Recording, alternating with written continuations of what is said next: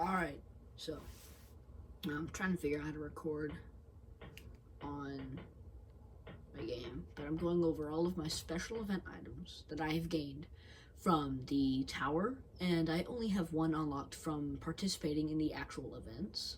But I'm going to go through each category: melee, ranged, armor, and I would go through artifacts if I had artifacts that were unique. I do not have the corrupted pumpkin, and that happens to be the unique artifact for the goodness, my words are slowing down on me a bit here. The corrupted pumpkin happens to be the unique artifact, and the only unique artifact that I believe that came with the Halloween season. I believe it may have been the first Halloween season, but I'm not sure. Alright, so first up on our list, we have the Skull Scythe. The Skull Scythe is a reskin of the Frost Scythe, which happens to be down here. So it has already the +1 soul gathering and he slows mobs. However, the only thing that's different is, of course, if you look at it, it looks like bones to fit the Halloween theming. The next special event item we have is the Bonehead Hammer. This is a reskin of the Hammer of Gravity, which we could find... Do I not have a Hammer of Gravity anymore? Oh, no, I do. Okay. Is a reskin of the Hammer of Gravity, so it has the pulls in enemies effect. So it has pulls in enemies effect, and however, this one I got is gilded since I got it from the tower, and so it has a Radiance level 1 to heal allies in the area. It is enchanted, or I've enchanted it with Swirling, Artifact Synergy, and Critical Hit. And speaking of enchantments, I have not enchanted this one yet, but I plan to enchant it with Critical Hit, Artifact Synergy, and the Swirling, or Potion Cooldown. The third melee weapon that I have for the special event is the Spinechill Spear, which happens to be one of my favorite ones. It is a reskin of the Whispering Spear, which I have right here, so it has the Echo enchantment built in. I have a gilded one, so it has the Reduce Health Potion cooldown, so whenever I kill an enemy, it will reduce the cooldown for my health potion. Simple enough. The special event item, here's the description right below if you want to read that if you can. But the enchantments are I've enchanted it to a tier 3 Busy Bee, a tier 2 Smiting, and a tier 3 Critical Hit. For those of you who do not know what Smiting means, Smiting is where it does extra damage to the undead. This is classified for skeletons and zombies, as well as other forms such as the jungle skeletons or drowns. The next special event item we have is the Sparkler. This is a reskin of the Cutlass. However, I'm not sure which Cutlass it was. I believe I can find this. Yes, is a reskin of the Dancer Sword. However, it's much different. As you see, the Dancer Sword is 2 blades. The Sparkler here only has just this one little part that he holds. Because if you look at this, remember, the Dancer Sword, he's holding it with 2 hands. But the Sparkler is only held with 1 hand. It also has a nice little particle effect. The last special event item for our melee section happens to be my highest one at a level 224, is the Sinister Sword. There we go. The Sinister Sword is a reskin of the Hawk brand, which you can find, or I can find, I guess, right here. So it has a critical hit chance.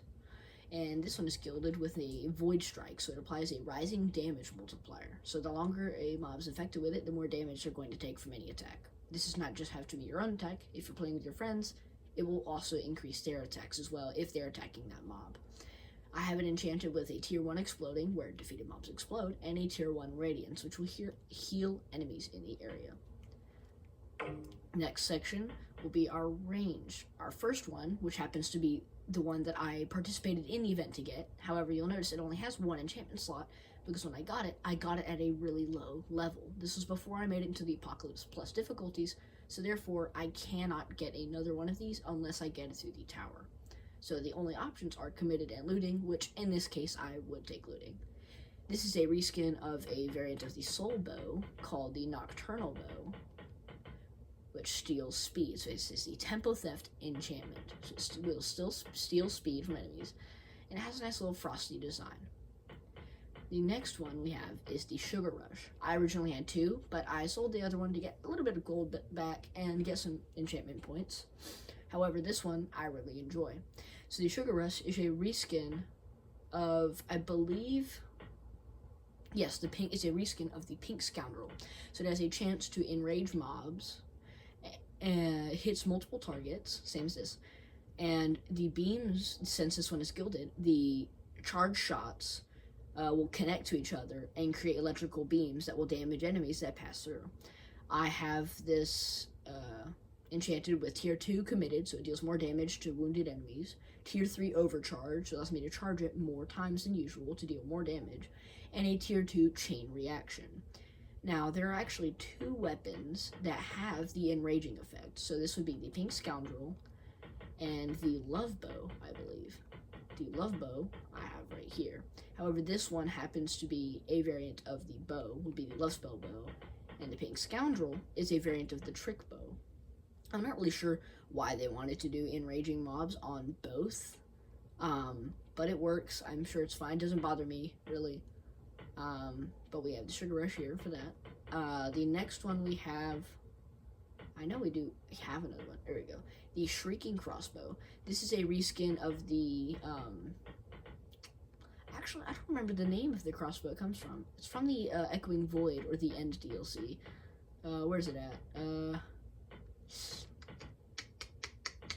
trying to find it.